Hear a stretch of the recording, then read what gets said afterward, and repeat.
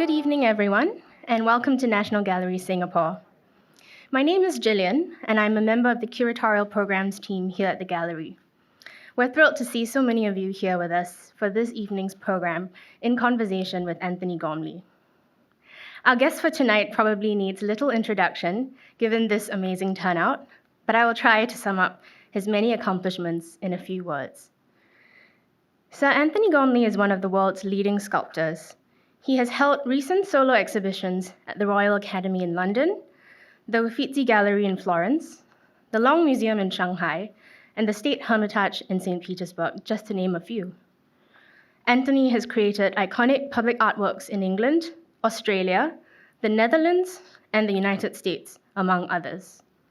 He was awarded the Turner Prize in 1994, the Premium Imperial in 2013, and an OBE in 1997. He was also knighted in 2014. It's thus been a great honor that we've gotten to work with him here at the Gallery on our current exhibition, Antony Gormley.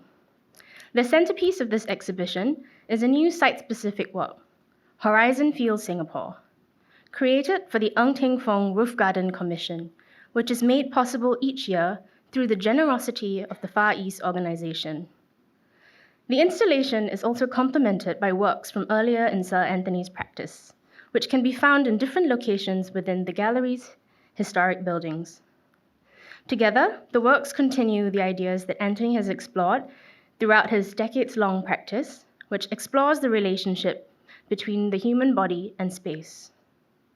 We have the privilege today of hearing more from Antony on the works in the exhibition. This will be followed by a short conversation with our gallery director, Dr. Eugene Tan, who has had a long working relationship with Antony. There will then be some time for a Q&A. Antony previously shared with us that he's keen to leave plenty of space for a conversation with everyone, so we hope that you'll have many questions for him. We will have members of staff on hand to pass microphones around for this portion of the program. Before we invite Antony to take the stage, I'd also like to mention that we do have a limited number of autographed copies of the exhibition catalog available for sale outside, so please do pop by the booth to pick up your copy. With that, please put your hands together to join me in welcoming Antony. Antony, please.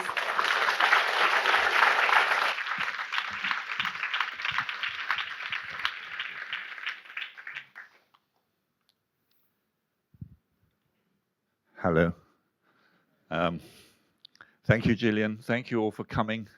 I have to admit something, that I've only just seen Horizon Field Singapore. And I'm thrilled with it. I really am.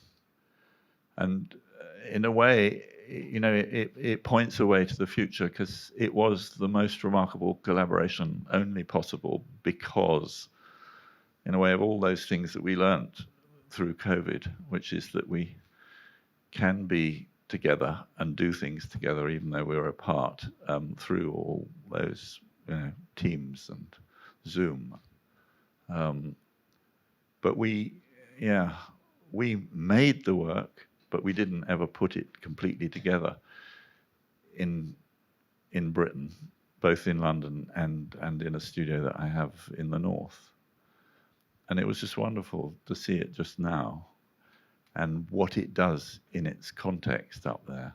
A kind of free scribble in a world that is, well, very well ordered, very well built. Anyway, I just thought that I should say a few words about the exhibition as a whole, and maybe precede that by, thinking a bit about what the proposition that the work together might be giving. And I think that is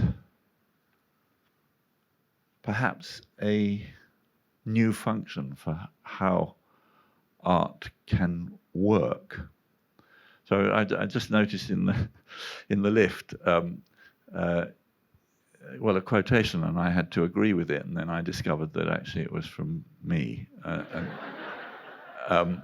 And it was something like, the artwork doesn't exist until you, the viewer, are there with it, participating in it, and making it. And that is perhaps easy to say, but I think it's a shift. For so much of certainly the kind of art history that I learned, art was, in a sense, at the service of power, whether that was state or religion. And that's the great story of the 20th century, art liberating itself from the control of the patron, of liberating itself from the service of power. I mean, it's my profound belief that though that freedom that artists took to make their own work in their own way, in their own time, in their own space, which is the story of really early modernism. And you can think of Mondrian, or you can think of Brancusi, or Giacometti, or Matisse.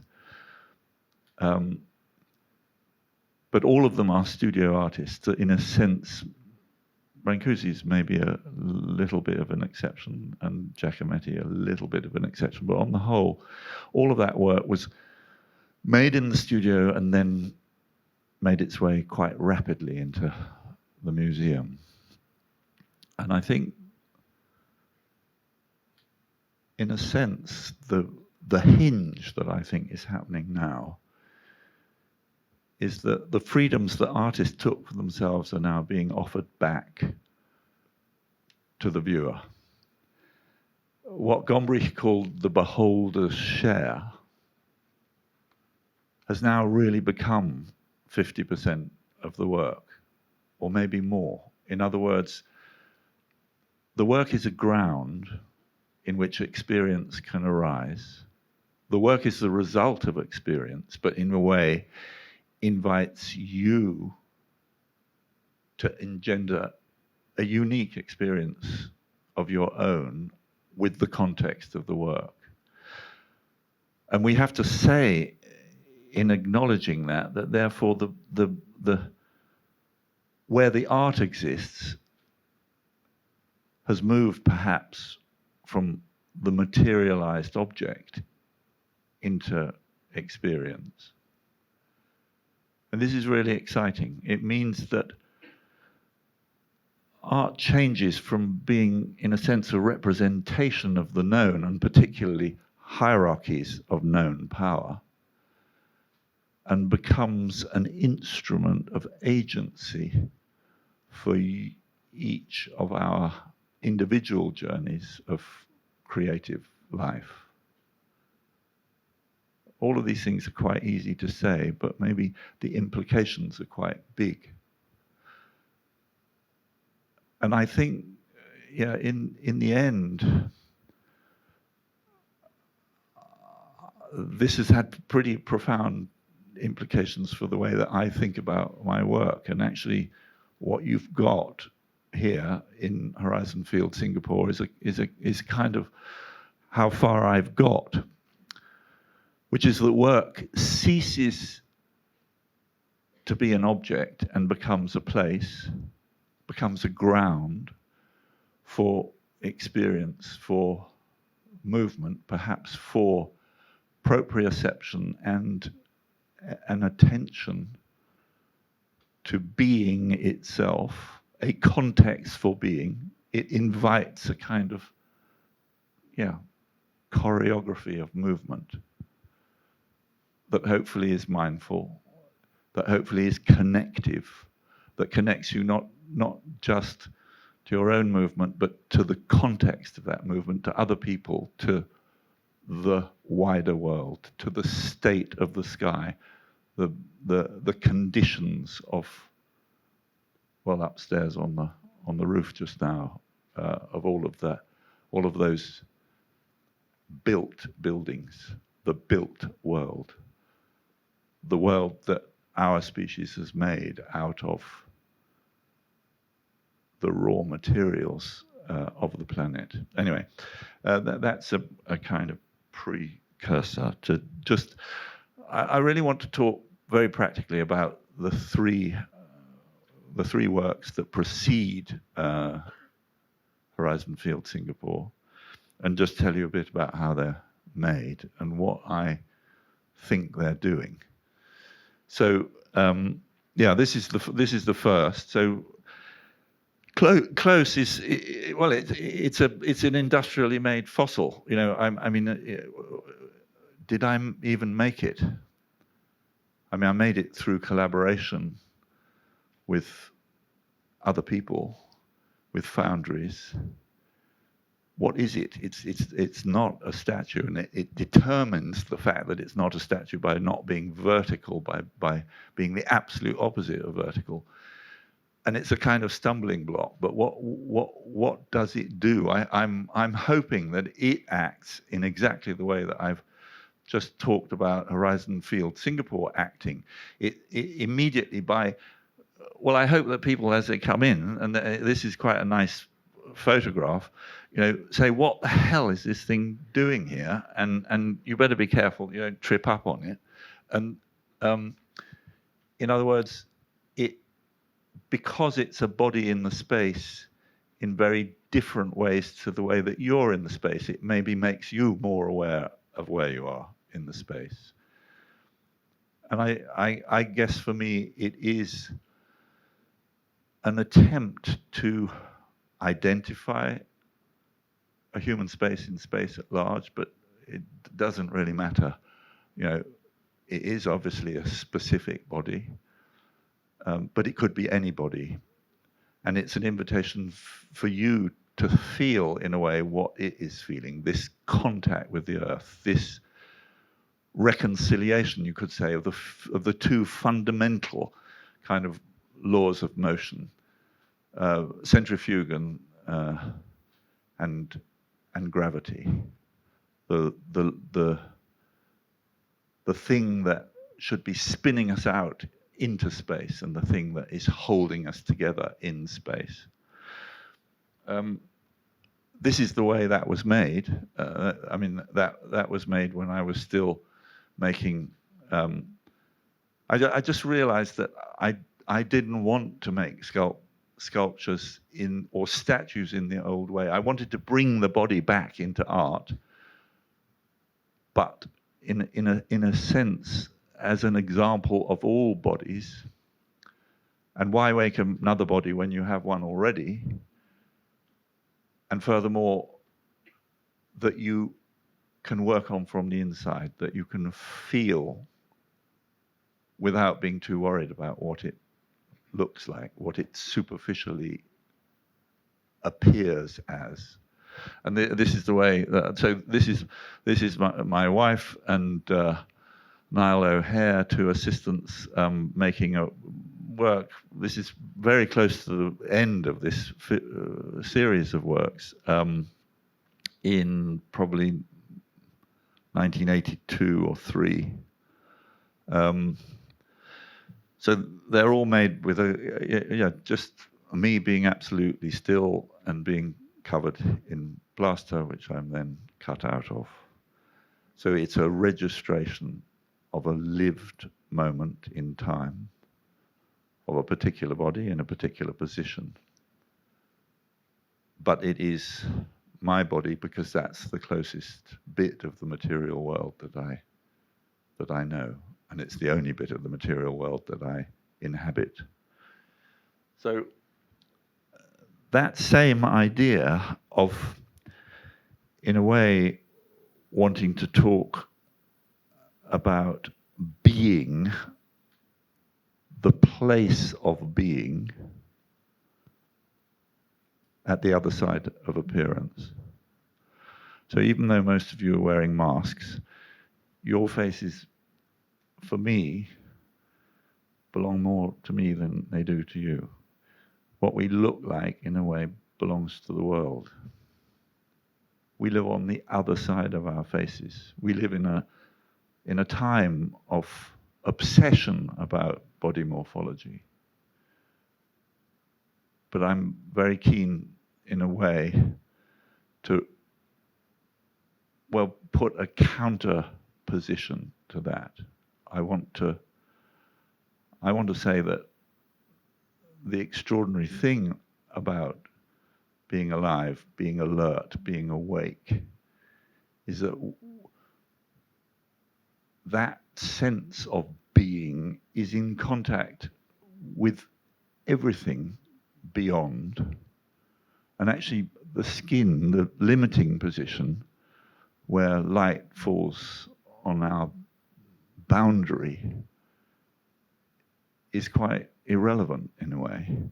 Anyway, this is the second work in the show. The first work was sort of to make you be aware of your body in space as a moving mass. And then this work, which is on the first floor, which is called Sense, was an attempt to just say the body is a space as much as it is an object, and it is always in contact, always in a way porous with the world outside of it.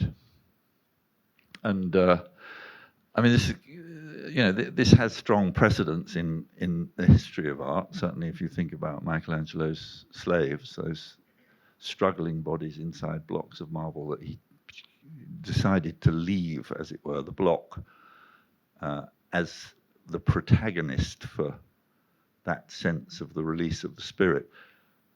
Here, you can look into the void through that horizontal that is just cutting through the midpoint of the brain.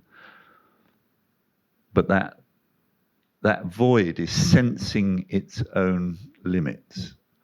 And I think of this as a kind of, obviously it's a reversal. So what we've got here is a cube that in some sense replicates the way that we have made our nest. We're the only species, we're the only animal that chooses to make a habitat that follows such rigid rules of Euclidean geometry, of vertical and horizontal surfaces. So what I'm trying to do here is sort of reverse. The voids of architecture become solid, and the mass of the body becomes a void. But they are, as it were, registering each other.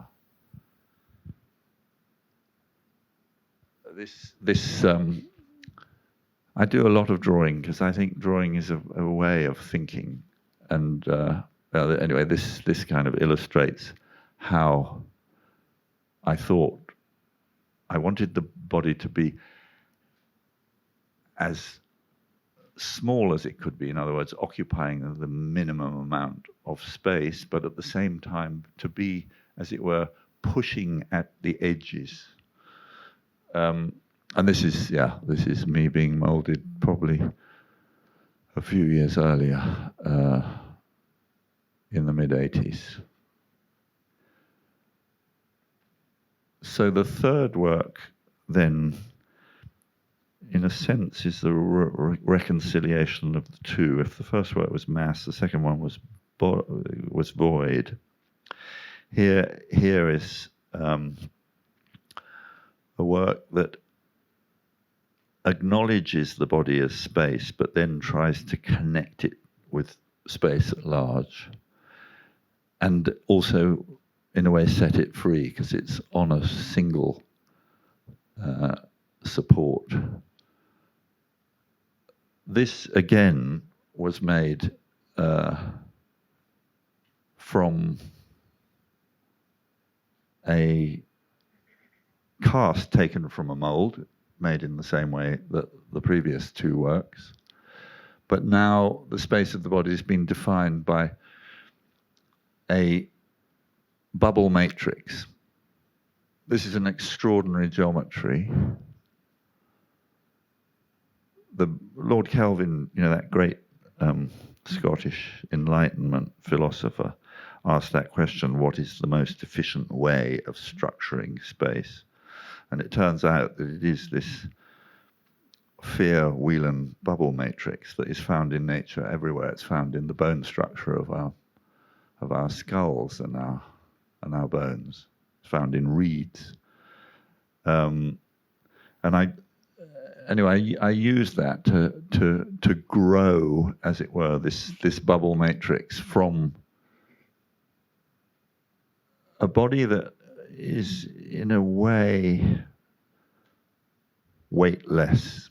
It was important to me that unlike the previous two works, this work is almost evoking someone in a isolation tank or a swimmer, where body mass and the context of it are continuous, and that interior space is absolutely porous. So what I was trying to suggest in sense now is actual, that the body space as a void is literally continuous with the space in which it's shown. Anyway, from there, it was a necessary leap for me to start making these environments where the body of the viewer became maybe the most important thing, where the viewer became the viewed for other viewers. And that idea about an unending expansion of energy that might start from the bounding condition of a body now starts from the bounding condition of a room. And this was one of the earlier versions of clearing, where it's just one continuous line of, in this case, about 11 kilometers of aluminium tube that makes, like the work on the ceiling, a kind of scribble in space, but completely contradicts that absolutism of the Euclidean geometry of a room. And that idea finally was released into open space in this work, which was Clearing New York, which opened just as the pandemic hit. But this was magic for me. This was something that we'd never done before. Again, I asked for, I think, 14 kilometers of aluminium and a much bigger section. So these are, the big rings are 8, 9, 11 meters in diameter. And of course, this was just, well, wonderful for me that it had this relationship with Wall Street and Lower Manhattan. The idea that here we have this zone of energy and a free line next to, this crystalline high-rise, late capitalist, economic powerhouse of the world. And that people came and, played in it. Anyway, I think that's enough said. This is of the build-up to this. Making. I mean, it was so extraordinary. We weren't here, but we were getting reports daily of how the piece on the roof was going, and it was just a delight. There were all sorts of things that we would have not thought of. Typhoons, we don't have them in England, and doing epoxy bandage when it's raining is really problematic. But really doing well, making waterproof little tents for all the areas that were otherwise going to not work. I mean, it was just brilliant. The inventiveness, the kind of can-do attitude that we found here, and I'm just delighted with what it does. It's certainly not an object. It's almost like I don't know, a kind of bit of bird song or a smell in the wind, or but the way that then people move through it, react to it, how it becomes a sort of invitation to certain forms of movement, but also like an antenna, a kind of extension of that movement is, yeah, what gives me enormous, well, joy, but also inspiration for whatever will happen next. I mean, in the end, you know, I think, yeah, art is entirely the result of living, of reflecting, of, in a way, engaging with being. And I'd like to think that it can become then a platform for perhaps being in ways that you wouldn't have otherwise been without the work. So that's all I've got to say. I'm just delighted that we were able to make this work in a time when I wasn't able to come and do it myself, but it got made by a wonderful collaboration, for which I have to thank Eugene and all of the team here at the National Gallery. Yeah. So Eugene, let's that's the end of the formal bit. We can all relax now, at least I can.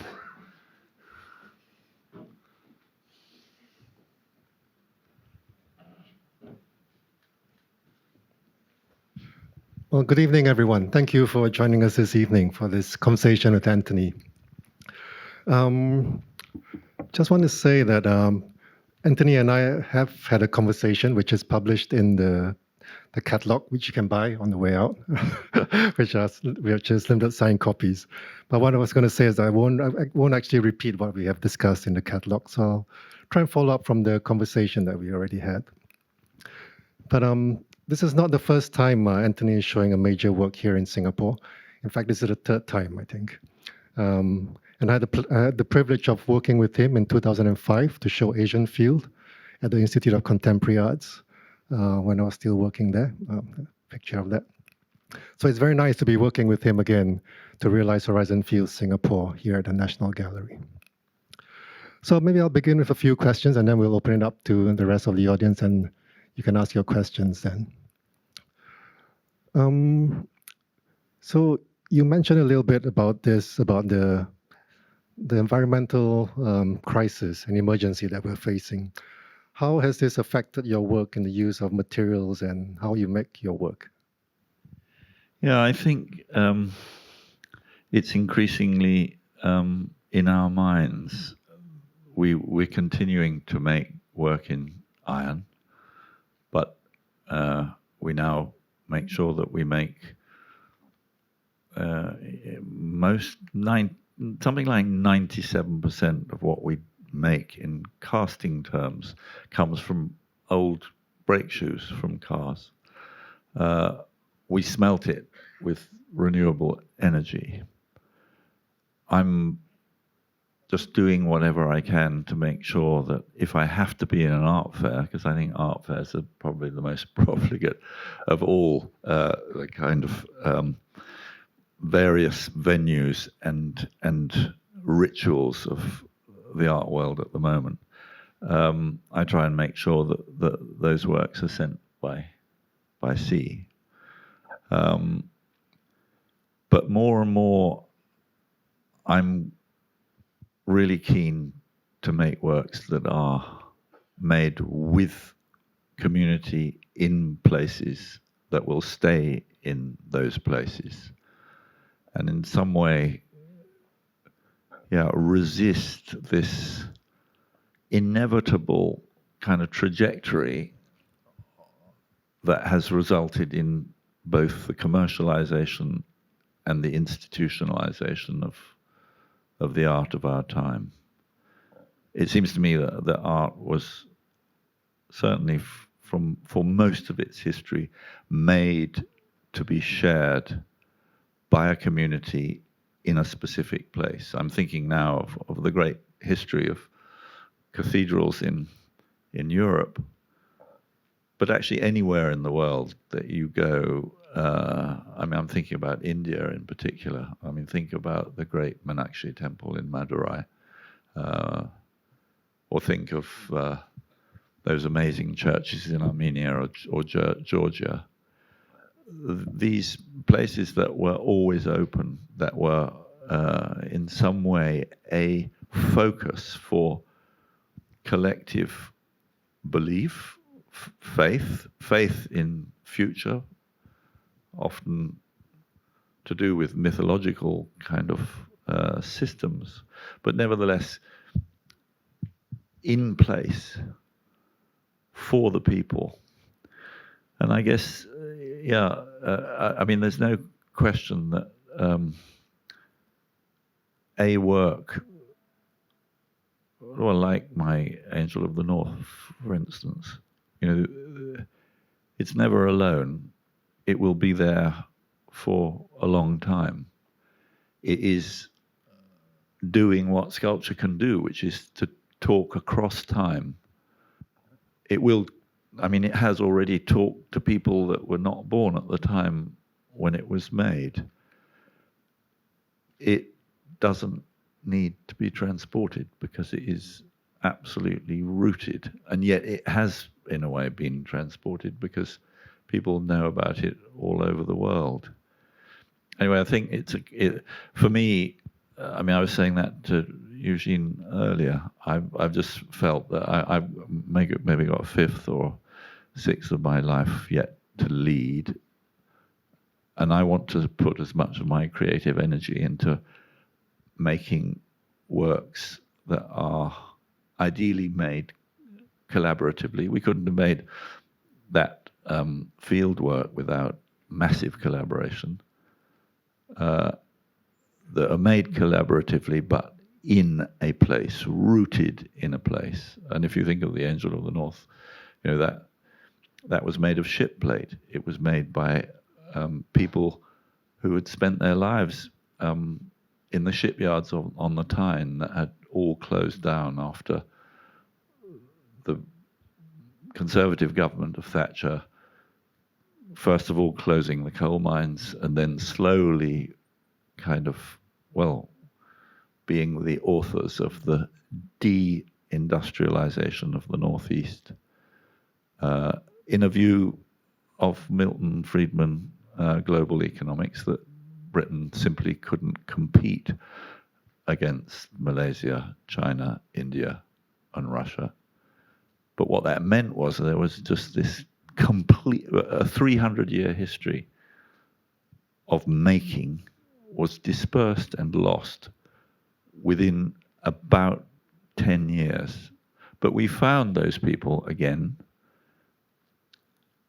We went round with a model in the back of an old truck, and we showed it to engineering factories all over the Northeast.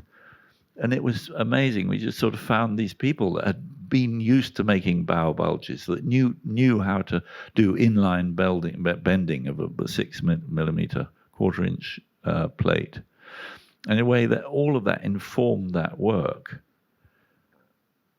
Those ribs that are so evidently out of, in a way, the anatomy of shipbuilding. And what that meant was that, that work, it wasn't a rarefied object that sort of somehow came from nowhere. It came out of the experience of the skills of the people of the region. And I think, that's why it is doing what it's doing. You may say, well, what is it doing?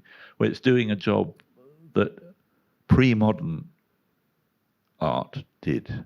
It's a totemic object. It is a focus for people's hopes and fears in a way. It's not surprising that people go and sprinkle Granny's ashes around the angel. It's a job that, in a way, the institutionalization of art has removed from art. But actually, art was always made to be shared. It was always a gift. It was always something that, in some way, was about kind of the life of a people, not just the life of a singular individual. Sorry, that ended up as a bit of a lecture, but You talked about the different experiences and different places that you've visited. And we know that you traveled extensively before you actually became a full-time artist as a student. Was there any particular experience that you can identify which was very transformative for you? oh yeah, and I mean the experience of, you know, yeah, I was lucky enough to, you know, go to a lovely school run by monks in the north of England. I then went to Cambridge, did a degree in archaeology, anthropology, history of art. But I mean, I went to Cambridge not because I wanted to become an academic, but because I thought it was going to be fun, and it was fun. But I wasn't confident then about whether my meager skills as a painter and draftsman, which I'd always done since I was little. But anyway, having left Cambridge with a pretty undistinguished degree, because I spent quite a lot of time in the art. There were marvelous. There were marvelous studios both at King's and at Trinity, my college. Anyway, I decided that I would go back to India, which I visited in 1969 on my first long vacation. And it was really the experience of learning vipassana, or bare attention in India, that I think changed my life. I mean, up to that point, in a way, knowledge was of value. It came from books, and it came from, being able to memorize what you learned from books. And here was this other way of finding value, which was in the bare attention to being as it arose, in either attention to breath or attention to feelings in the body. And I think it also connected to something that I'd felt as a child, and I think is still completely in the work, which was just that. I was sent age 6. Well, actually, much younger than that, probably from the age of 4.5.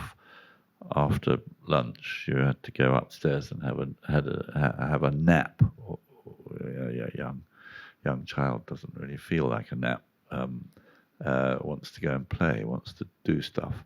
And I found that very claustrophobic at first, but I learnt to dwell in that hot, tight, very claustrophobic red space behind the closed eyes in a very bright room.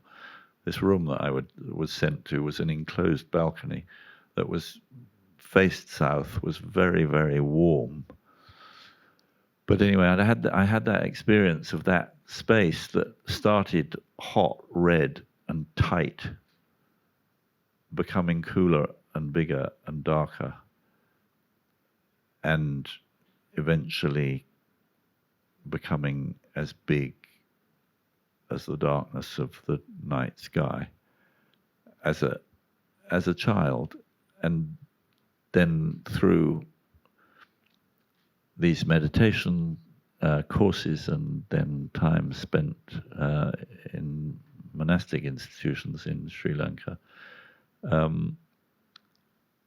that's where I will return to the notion that there is, as it were, in the darkness of the body, a space that is in the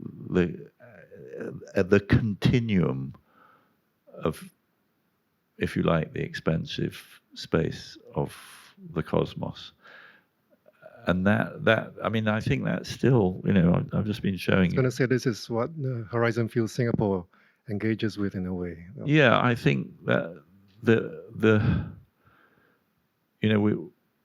I suppose the thing that I learnt in those meditation exercises, and I still feel in my core, is that in a way the whole myth of the value of selfhood and individuality is in the end less valuable than the idea that we are part of some extraordinary unfolding that we are absolutely not in control of, but we are a participant part of. And I suppose, yeah, that is what this work is trying to say, that we're kind of the temporary inhabitants of an exchange between, you could say, mass and energy, consciousness and stuff. And that, if art is working, perhaps it can connect us to the fact of that, to the miracle of that, to the never-ending kind of becoming of that. Which brings me to the next question I have. So in our conversation that's published in the book, we ended up by talking about the political in your work. And you said, maybe I'm getting the quote exactly wrong, but how sculpture or art has the potential to change the world. Firstly, do you want to elaborate a bit about that? And also, given that the world has changed a lot in the last 2 years, do you think the role of art itself has changed too? Well, I just think, I mean, broadly speaking, you could say it's political insofar as I think there's an urgency about recognizing that each of us are making the future. Each of us are agents in making the future possible, but also in shaping it. The political side of that is that, yes, we have the power that I was trying to talk a bit about this earlier in terms of the models of modernity as the unique individual that does unique things of unique value that can be then bought by unique people with unique resources. I think we've got to change that. And I suppose the political sort of undercurrent of my work is that these are instruments, hopefully, that allow you to attend and give attention to and give value to your own, in a way, being and your power as a part of this becoming system. And I suppose that comes out of recognizing the relation between freedom and responsibility. Responsibility is about responding. And I think in a time where we are so aware now that we're in the middle of the sixth great extinction, that actually all of the ways that we have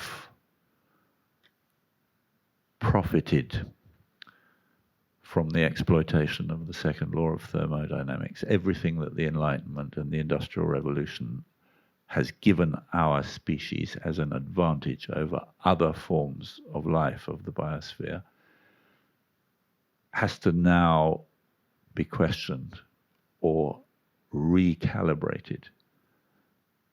And I think that our art is an instrument by which that recalibration can happen. We don't have very much time. So there's an urgency to this as well. Okay, I have some more questions, but I maybe want to allow the audience also a chance to ask a question. So maybe I'll open it up to the audience now. And if you have any questions, please put up your hand, and one of my colleagues will come and pass you a microphone. No, nothing? Oh, here at the front. You don't need to be shy. This is an open forum. Sir Anthony, my name's Sue, and I'm here with my daughter, and enjoyed very much the talk. Thank you. It feels to me that your work is actually in a way quite equalizing. That it's for everyone. It's not for the well-to-do, the well-connected, the patrons. It's really for everybody. Because I noticed that you like the ground. You even when your statues are on the wall, they're looking at the ground. It feels like you talked about gravity, and it feels like even a person who is not able to see could appreciate your work, because you sort of talked about proprioception and senses. So my question is just straightforward. Do you mind if people touch your work? Are they allowed to touch your work? Because often we're not allowed to do that in case we damage work. Do you have any thoughts about that? No, I think that certain works are they love to be touched, and I think that I can't believe that close the work in the foyer isn't being, well, maybe it's being kicked, but it's probably being touched as well, certainly by small people. Sense is a bit more sensitive to touch, because it's concrete is very easily absorbed. It absorbs both.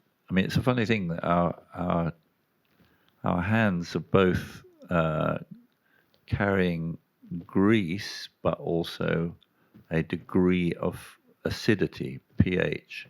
And both of those things are, anyway, it's a funny thing to be precious about a lump of concrete, but actually it won't survive as long as I'd like it to if people do touch sense. And then, ferment is quite fragile, but anyway, is, I hope, beyond hand's reach. But I think on the whole, I'm very keen that people touch the work when it is very evidently there in their space and touchable. Like What? You can't say that. Oh, I can't. No, but I think the interesting. I had to go and give wiggle. I had to give a bit of a wiggle to Horizon Field Singapore, but that's. We've been telling visitors not to touch your work. Yeah, but just do it sneakily. But the point about there was a lot of worry with Horizon Field Singapore that people were going to try and climb on it, but actually the extraordinary thing is that if you do touch it and you realize immediately, if you give it a wiggle, this wiggle like connects with the whole thing, and the whole thing starts wiggling, and actually you realize very quickly that if you did try and do something ambitious like climb on it, it would all collapse. And on the whole, people are quite. I recommend trying that.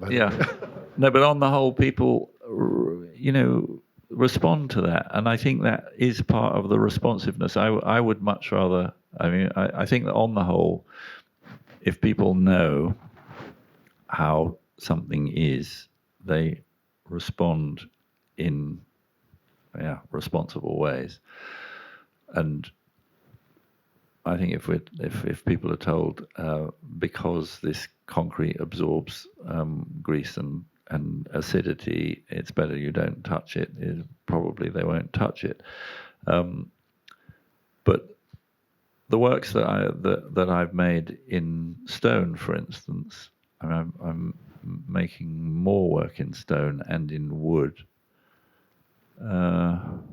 It's nice to touch it, and part of, I think, sculpture's sort of spirit is its materiality, and you kind of want to.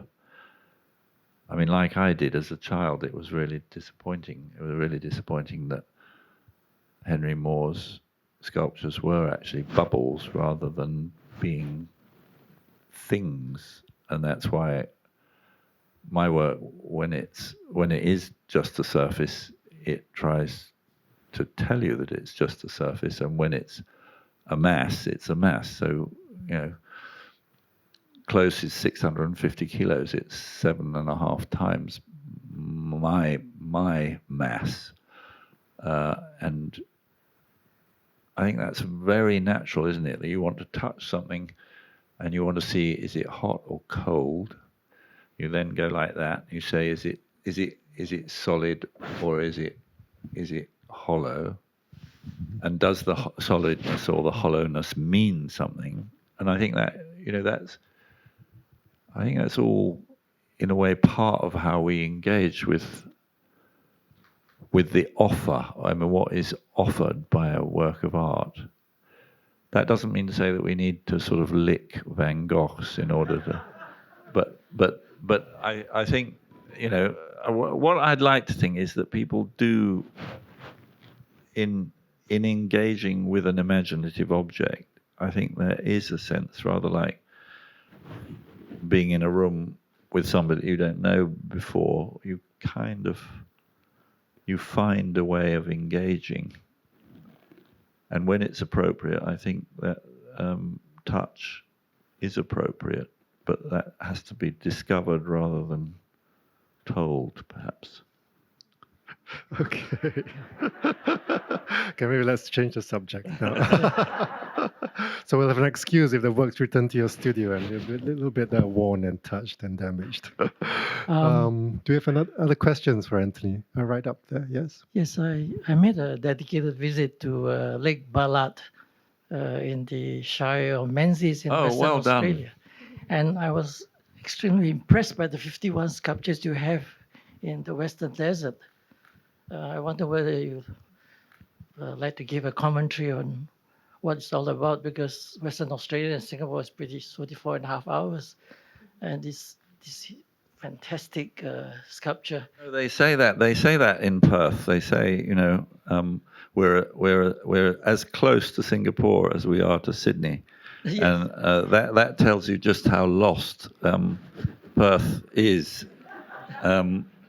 And so it was very perverse in a way to make this work that was then another sort of 4 hours drive to Kalgoorlie and then another 1.5 hour drive northwest from Kalgoorlie to get to this work. But yeah, it was, this is a work that I had intended to make 100 works that were supposedly going to be half white folk and half Indigenous native Australian.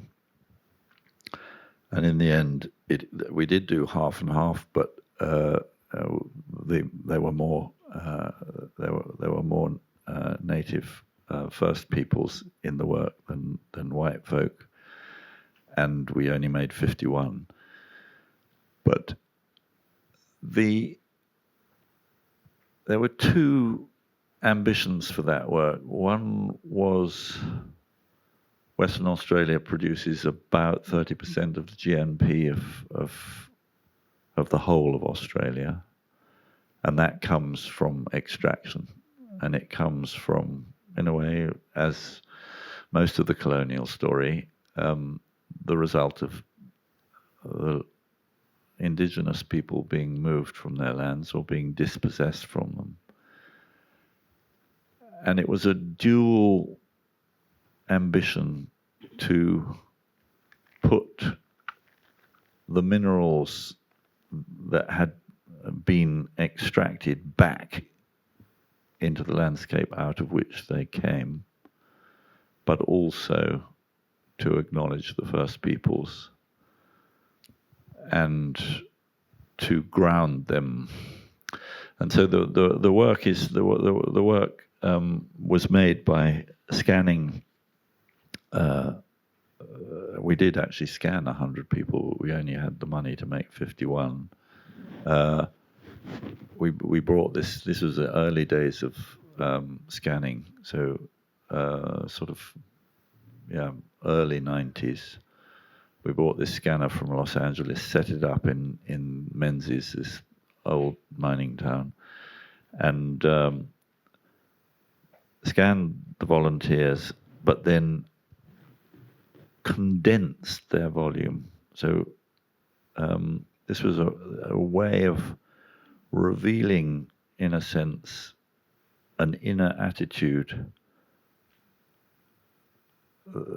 I told everybody just to stand with their feet apart, but their feet parallel with each other. This was in order for them to have, as it were, enough of an indication of a kind of position, but to allow them not to be too self-conscious. And then, the scanning took about a minute. But then that scan was then, read horizontally. And those horizontal scans were reduced to a third of their cross-section. And then that third was linked and made into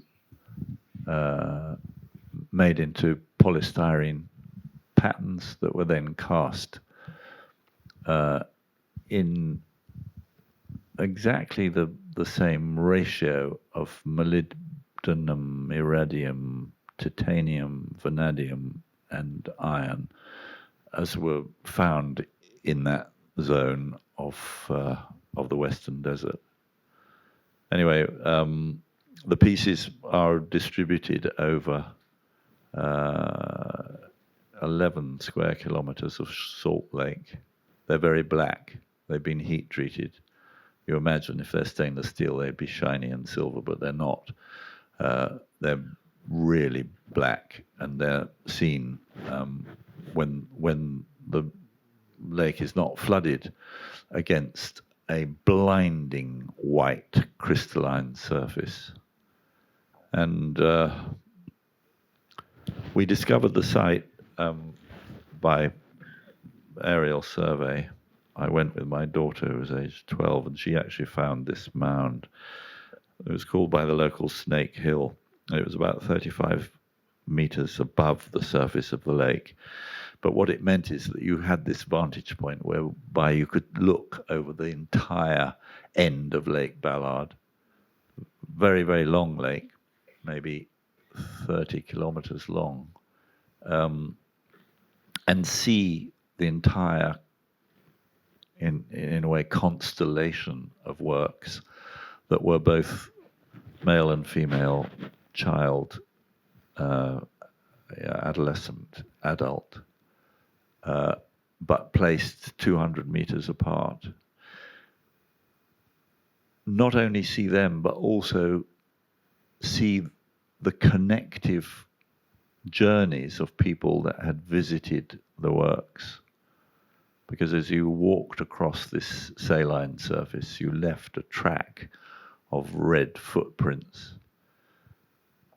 And in a sense, that's a kind of diagram of what I was trying to talk about with Horizon Field Singapore.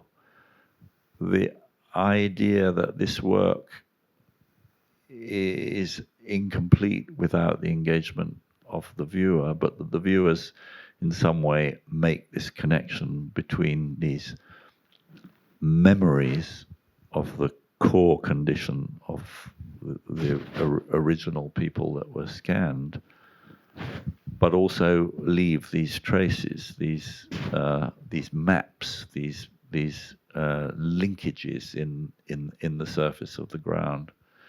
I don't know what it was like. What was it like for you when you? Because maybe my description just now was nothing. There are times when there's 9 inches of water and you can't do any of that. It's interesting to hear your perspective on your sculptures.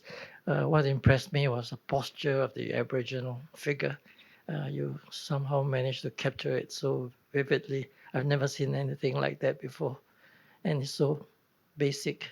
The women folk are represented by 2 things sticking out from the chest, and the male is represented by something. Yeah, the penises and the breasts gave us a very particular challenge, which is if you're shrinking everything by a third, well, they lose contact with the core. So breasts and penises had to be.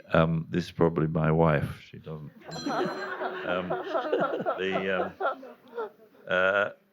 They had to be connected by a bridge, which made the breasts look a bit like ice lollies, and the penis is a little bit ambitious. But anyway, I mean, I didn't. This wasn't a tribute to Giacometti, and it wasn't an attempt. It wasn't an attempt to make, as it were, these primal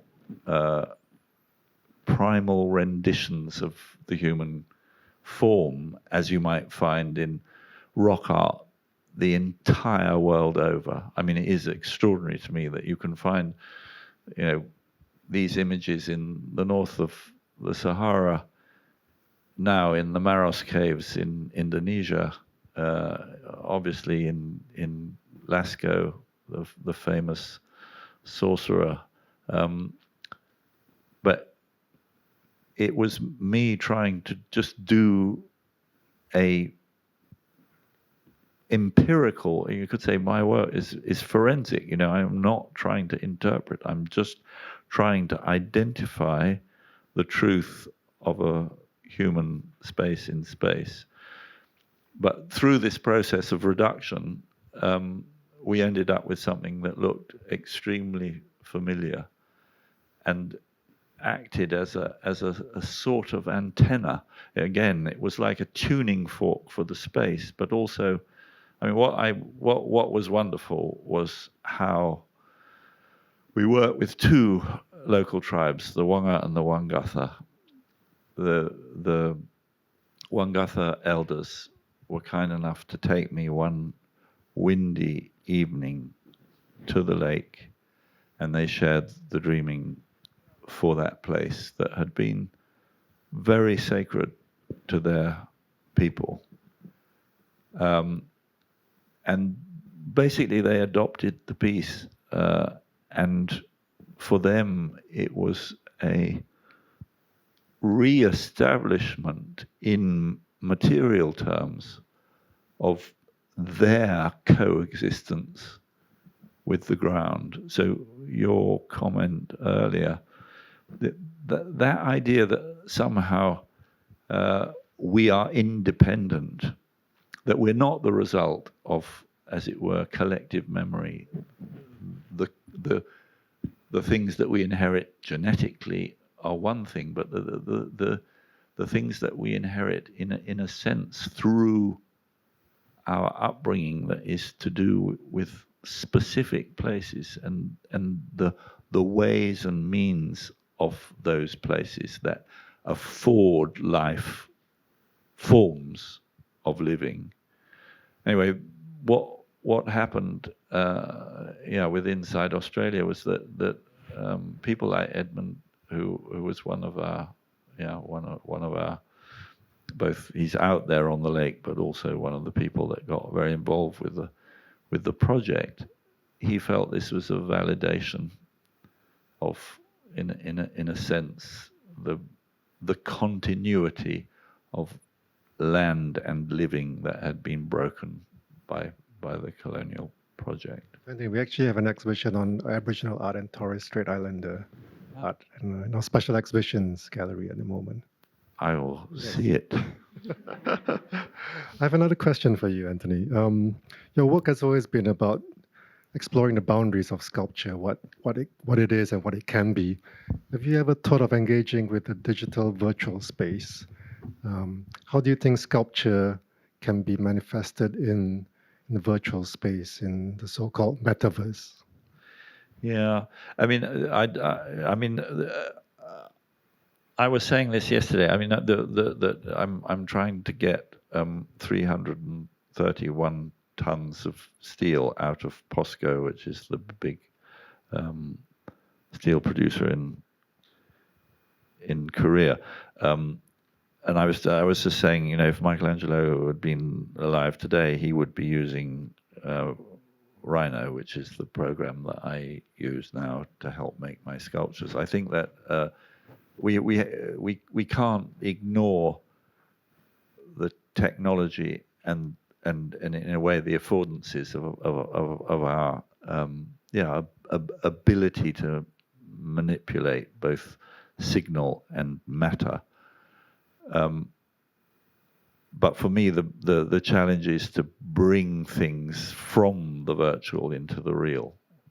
Having said that, you know, I made this work called Lunatic, which is a virtual reality a program. But program. I mean, it's a virtual reality piece that is allows you to use your body as a spaceship and go to the moon. And we used actual data.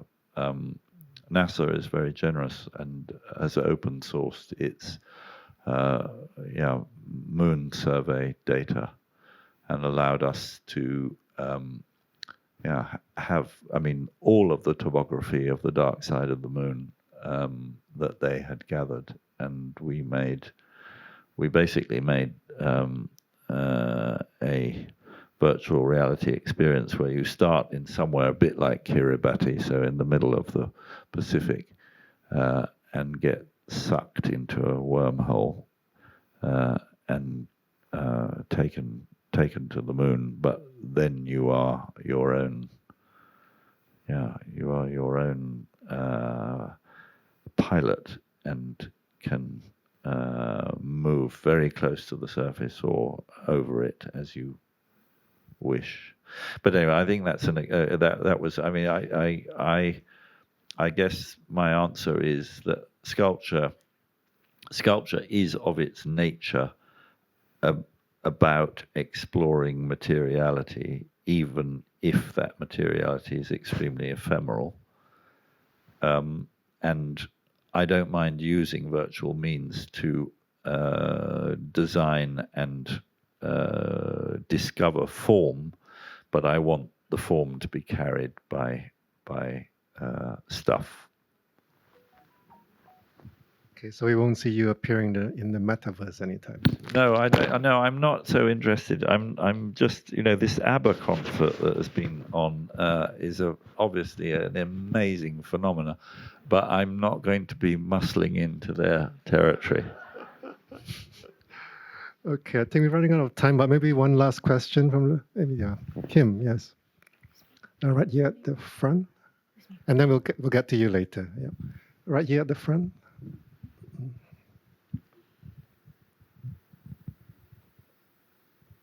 Yep, just here in the front row, please. The lady in the blue dress. Yep. Hello, this has been quite so enlightening. I just wanted to find out if you have what you would consider your magnus opus and what that would be and why. Yeah, I don't know about Magnus. There's a lot of opie, and they're still evolving. And it's a curious thing. I'm not interested in style, but I am interested in continually testing the boundaries of what, in a way, matter can do and how it can change the way we think and feel. So, maybe my most successful work is blind light, for example, which is simply a room with a cloud in it, with a door that is continually open, and this water vapor that is 10 times the density of a cloud is billowing out of it. You go through that threshold and you lose your body because you can't see your hand in front of your face. You're alive, aware, you're in light that is the same intensity as daylight, but you're inside a building. You pass through that threshold, it's usually about 1 or 2 degrees lower than the ambient temperature of the room. I don't know, how many of you have seen this work? Any? No, it was at the Hayward, yeah. One person, sorry, I'm in danger of mythologizing this work. I haven't seen it. You haven't seen it. I made it 3 times, once in Kiev, once in New York, and once in London. But I'm hoping to make it again permanently. But anyway, I mean, that work for me, well, maybe still remains the biggest challenge about what sculpture can do. You could say this is dematerialized. Where's the object? There is no object. The object happens when people cross that threshold and become alive, aware, alert, but somehow have dispensed with their bodies. They're in a space that is contained, but also completely edgeless, until somebody at about 250 millimeters from your face, somebody appears out of this cloud. And there was something very magical about this. Somehow you went across this threshold, you were aware of the padding of water under feet because this cloud was precipitating. It was essentially a rain cloud. But you were also aware of giggles and people sort of in intaken breath as they suddenly came up against the glass. So I think of my work as in a way, experiment, continually testing, in a way, how matter can affect mind and emotion. I'm completely uninterested in style per se. I want everything I do to be a testing of, maybe what art can do, what sculpture can do, but also what an exhibition can do, what a viewer can do. So that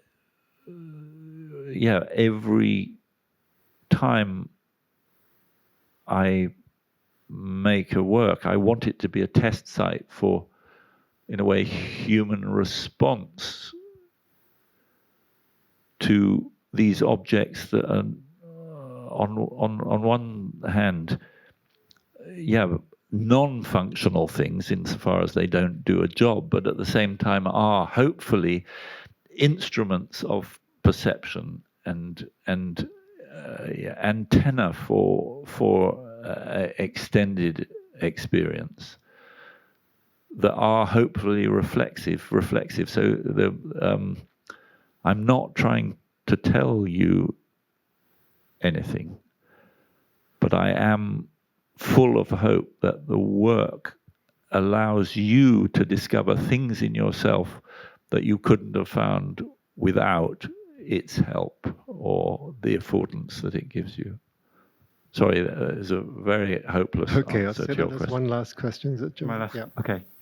Hi, Anthony.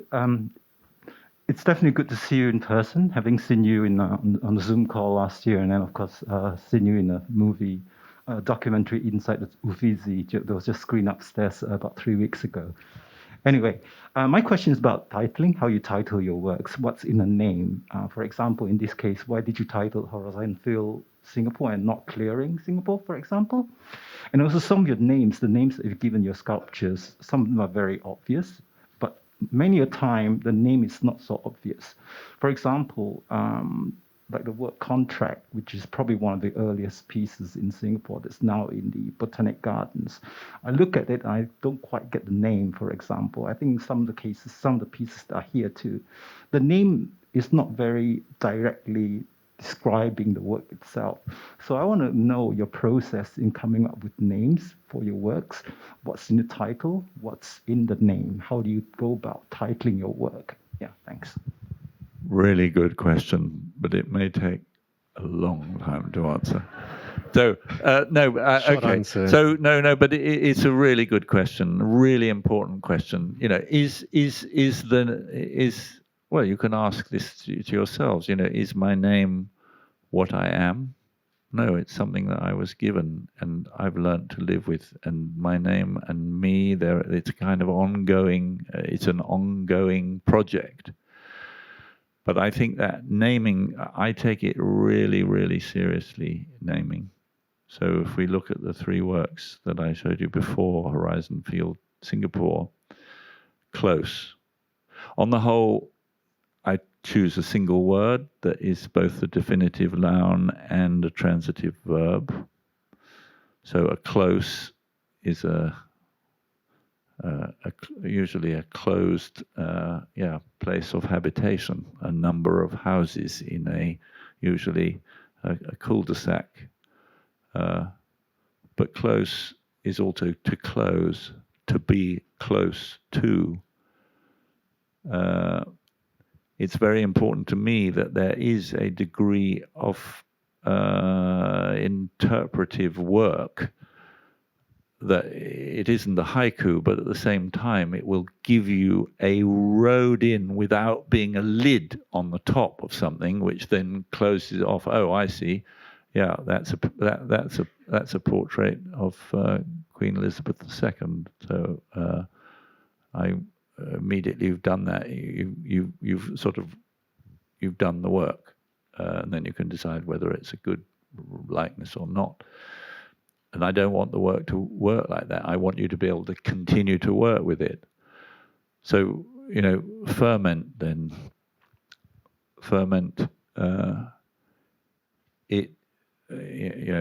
this is a chemical process. It's quite close to the word for the night sky, the firmament. It has, I think, the idea of something fermenting, of bubbling, and it connects with. This could get quite boring. I mean, but the idea of the beholder's share, the viewer's share, having this little like trigger that invites you to kind of try to make the bridge. And I admit that it could be quite frustrating sometimes. Sense is very good. You know, you make sense, but you can sense things. I mean, I don't know how many marks out of 10 I get on those three works and which ones work best. But I mean, you know, that's an open question. And I mean, all I can say is that it's easier to make something to find the name of it. And I just don't want something to be named and then be finished, because it can't be finished, and your part of it is as important as its existence. So there's work to be done, and I want in a way the name to be the grain of salt that makes the work that I'm inviting you to do easier to do or more fun. So Horizon Field Singapore, I could have called it Clearing, but it isn't. And why isn't it? Because in a sense, what is extraordinary about the horizon. So we live in a body. A body has a skin. That is one boundary. the skin is then covered in clothes. This is a second boundary. Then the clothes are contained. What's the next? The second body, as far as I'm concerned, is the room. So that's in a way your second container, your second boundary. But what's the final boundary? The final perceptual boundary is the horizon, the perceptual horizon. A standing person on the whole in a completely flat desert or in the sea will be able to see 5.5 kilometers because of the curvature of the world. Now, what's extraordinary about horizon? Horizon is a universal, but it's also a particular because it moves with you. Your horizon is dependent on your position in space. So, what's this got to do with horizon field? Well, horizon field. What is a halo? A halo is a kind of diminishment of something that I think that in Indian iconography you see, but the dancing Shiva Nataraja is surrounded by a aura. An aura is an attempt to make a physical equivalent of the perceptual boundary, which is our kind of limit, our perceptual limit. And I think of Horizon Field Singapore as, in a way, it's this great muddle of horizons that are no longer determined by relative positions in terms of an equator and two poles, that you're invited to move through. Anyway. On that note, thank you, Antony, for this one intriguing conversation. And thank you all for joining us this evening. Thank you. Thank you. Thank you. It's really lovely to be here. I've waited 2 years. Thank you very much, Antony. We're very happy that you finally managed to make the trip here. Thank you very much, Eugene, as well, for moderating the session. And thank you all for being here tonight. Please stop by the booth outside to pick up the catalog while we still have limited edition signed copies. Thank you very much, everyone, and we'll see you at the next program.